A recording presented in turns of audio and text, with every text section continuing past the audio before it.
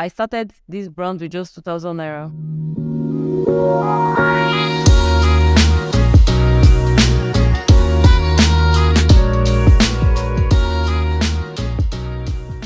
Hello everyone, welcome to another episode of Real Talks with Precious. My name is Precious. I'm a fashion design tutor and a professional fashion designer first before a fashion design tutor. Being the tutor is my niche. So today I'm going to be talking about the journey so far. Why fashion designing? Why did I even choose to become a fashion design tutor? How did it all start? Where did it all start? When did it all start? This is what we'll be talking about today. And I hope, my journey so far encourages you. If you're about to give up, I hope that you watch this and find a reason why you should hold on to your purpose in life. The flair for sewing started when I was 9 years old. From seeing roadside tailors do their thing, it just captivated me. But my parents were never in support of it from the day I mentioned it. So when I was 15, I was done with school, secondary school. So I thought, okay, fine, I should learn something while waiting for admission. So I went to our family tailor. If you grew up in Africa, every household then has a fashion designer that sews for them. I discussed with her that I wanted to learn fashion designing and all that. Note that without my mom's consent, without my mom's consent. And before then, I'd already worked a little, so I gathered some money. And then I went and I paid 6,000 naira at the time to learn fashion designing. Have it at the back of your mind that without my parents' consent, my mom, because I'd lost my dad then, he died in an accident, So I started, and 6 months down, my mom found out that I was learning fashion designing without her consent. There was serious trouble. I had to stop and come back home. So I had a friend then that introduced me to a sewing community online, foreign sewing community online. Then Facebook wasn't a thing, Nairaland was a thing, or you're going to their website, and then it was like a subscription thing. And that was how I started learning with the sewing community. But something happened. I realized that, the way I learned was different from what I was learning from the white community. I wasn't exposed to pattern drafting then. I think at the time, pattern drafting wasn't even a thing.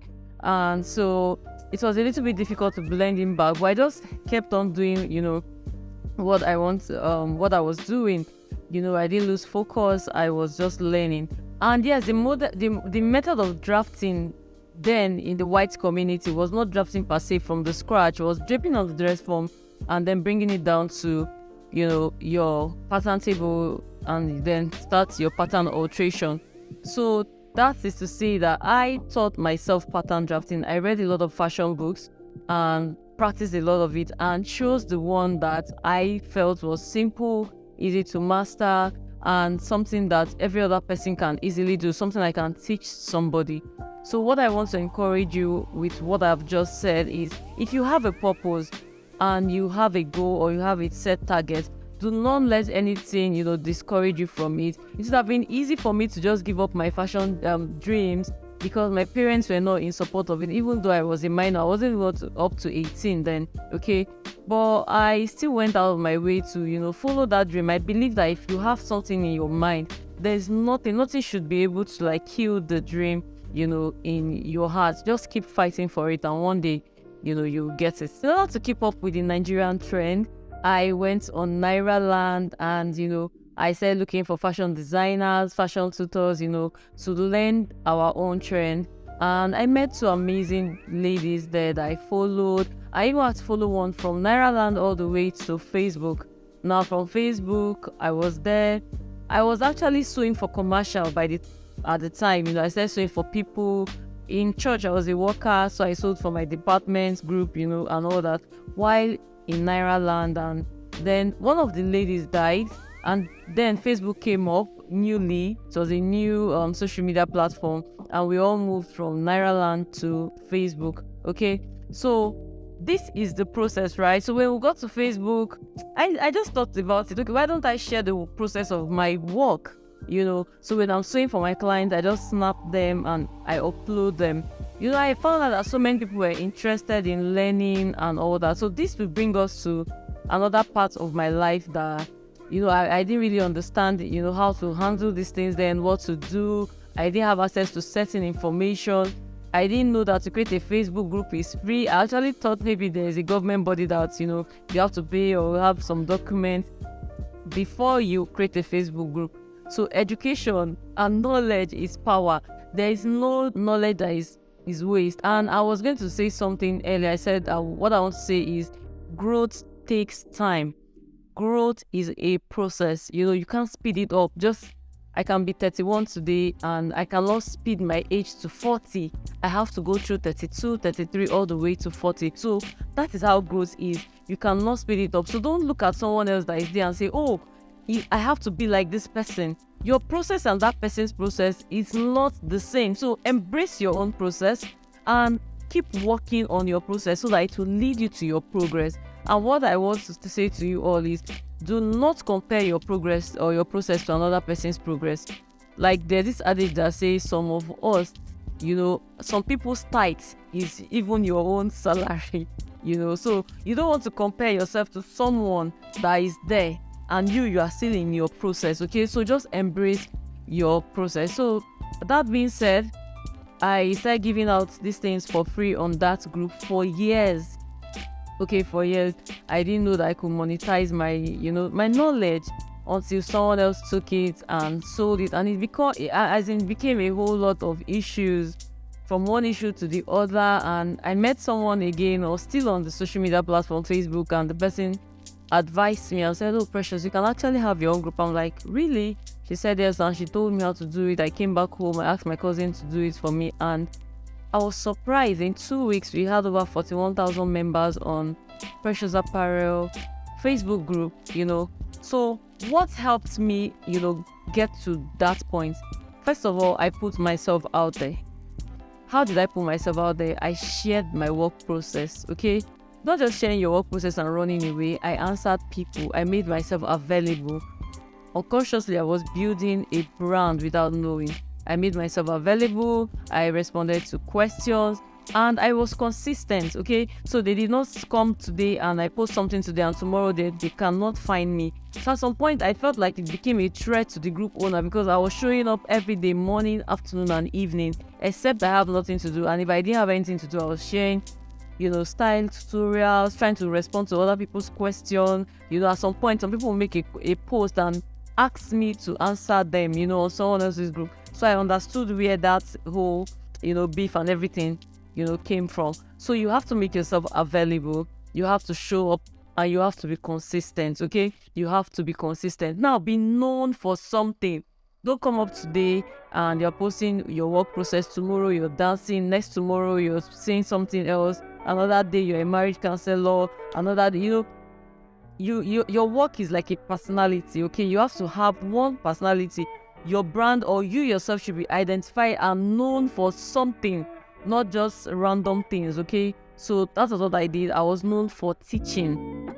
Remember then, I had not really known my niche, so I didn't know if I wanted to be a fashion tutor or not. But I was known for teaching. I was known for showing up. I was known for showing off.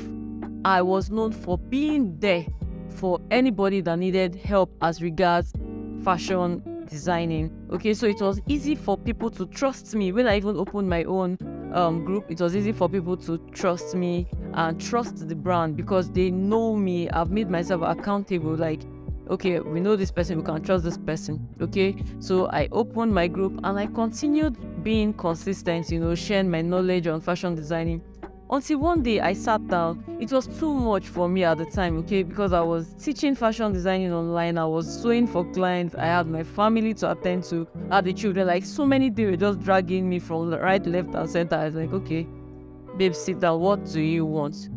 And how did I get to my niche? I thought about it. What are the things I know I'm good at? What is that thing that if I'm sleeping and they wake me up, I can just get up and do it? And it is fashion tutoring. Like, I realized I enjoy teaching. I like it when people say, oh, my success story is not complete without you. You helped me. Those things, like, it touches me. I'm like, okay, I can do more, okay? Because these things are knowledge I have. I'm not even doing anything with them apart from my personal work. And it's like easy. Something that is easy to you might be very difficult for someone. So share that knowledge. Don't keep it to yourself. There are so many people's destiny that is attached to yours. So just imagine you're keeping so many things to yourself and you're not putting yourself out there. You're not just failing yourself, you're failing those people that their destiny is actually attached to your own destiny. So like I said, I came out there, and when I sat down to think with myself what I really want, then I found out that I enjoy teaching, I love sharing. I just rounded up with the client work I had. I'm like, okay, boom, I'm facing teaching. Now, something else I did when I decided to teach fashion, I did not think about the money. Remember, I told you I've opened my own group. I didn't even know how to monetize my knowledge. Okay, so I didn't think about the money. I had the hobby. It's just something I enjoy doing. So I was trying to round up with my clients' work. Note that I was still collecting work, small, but I was rounding up. And I was, facing the teaching more than I was sewing for people. So that is the two things. So don't get me wrong. I didn't say leave whatever you're doing and face your niche at once. It's a gradual process. It's like you're breaking and, you are cleaving at the same time. You are trying to find your balance. So it's not something you can just leave, detach from at once. So somebody on the other group gathered everything I've been teaching, and put it to a class and sold it, and people were bashing her. Why would you do that to someone? She put this thing out for free. Why would you sell it? And the class had over 300 members on WhatsApp. I'm like, wow. So the lady that talked to me, she said, Precious, this could be you. Like, this is your thing. If you even do it, you'll do it better than this person. This person is using what you used to teach people to make money. Why don't you do your own? So I sat to myself, I said, okay, I need to start the online class. What should I teach? And yes, when you want to start something, because I've had so many people ask me, how do I become an online tutor? Now, you need to start from somewhere. You need to have your audience. Your audience will be the one to show you the direction, to point the direction to you. So it means when you have those audience, you have to be attentive so that you know where to start from. I didn't start teaching with bodies. I started teaching armhole princess, that bustier. I started teaching bustiers, like normal bustier without the princess seam lines. It was later on I now started teaching the foundation. I started teaching advanced designers only. That was because this was what was in demand. So I didn't just wake up and say, okay, I will start teaching you from the foundation. No. So it means you need to pay attention, grow your brand, open your eyes, and be observant. Okay? So soulmates, this was what I did. And then the next thing was I did my own class. I shot the videos and I put it out there. And it was 1.5 at the time. And the first class I did, I had over 900 subscribers to that class. Okay? Now, this whole thing, like I said, the brand itself and this process, I started this brand with just 2,000 naira. And I know some people will be like, oh wow, yes, 2,000 naira. You don't need to start looking for someone big to finance your business. All you need to do, there's so much you can get from the social media, but you just need to put yourself out there, know your target audience. Your brand should not have multiple personality. Let us know you for something and be consistent. So many people relate with you, on that level, and from there you can now start your own. You can start something of your own. So don't just rush. Okay, there are 4 ways I tell people to make it on social media. Okay, the first one is to be known. How do you get to be known? Like I said, I said it earlier. I said I put myself out there. Okay, get people to trust you first of all. So how do you get them to trust you? You're already known. Let's say you know me now because I share valuable content. I share content that is even worth money, that that these things I'm sharing to you is something that if you want to pay for, you pay thousands of naira. Okay, so for me to share that thing to you free of charge makes you have some kind of trust and likeness first of all. So let people know you, let them like you, let them trust you, then they will buy from you. So you would not have an issue with selling to them. So that was how this whole thing started. I left that group and formed my own group. Remember, before, when they know you, the process of them knowing you is you being consistent. So they are not just knowing you that you come online once every month. You're there every day. You open your shop online and close it. I literally use the word shop. You open online and then you closed it. So Precious Apparel started officially online, with the group in 2017. And when I started in 2017, it wasn't all rosy, okay? So in 2017, August, started our online classes, and From there, every month we started doing these classes. The month I didn't want to do, people were like, is there no classes? Okay, no problem. We'll be releasing these classes every month. And then we proceeded to the academy. Now people started demanding for a one-on-one class. Now, this part of the story is not even because I was actually sewing in my house and in my garage. What I'm trying to tell you is that when your handwork is good, people will look for you. Even if you are in the hole, they will come there. The people that really want this thing will look for you. You don't need to have a very beautiful... As time goes on, I'll be sharing, how I started, the pictures. The wall, the floor was not even tiled, nothing. It was just there. But I had something to offer them. As a matter of fact, the first set of students I trained from PAFA, they were not even from Lagos. They came from other states. 3 steps or so. I trained them in the garage. As at that time, there was nothing like photo shoot or anything, but I trained them there and I certified them. So let your work speak for you. Put in the effort to upgrade yourself, update yourself. Make sure you are seasoned. Make sure you are up to trend. You have something good to offer. People will look for you. It doesn't matter where you are. So we started in the garage, the first 3 batches rather, and then it was time for us to move out of the garage. So that was how I was able to move out of the garage. Remember I said I started the business with just 2,000 naira. The business funded itself. I didn't need to go and meet anybody for money or anything. I was making money from the online classes. I was saving, okay? Always save. Don't just make and eat with your 2 hands, okay?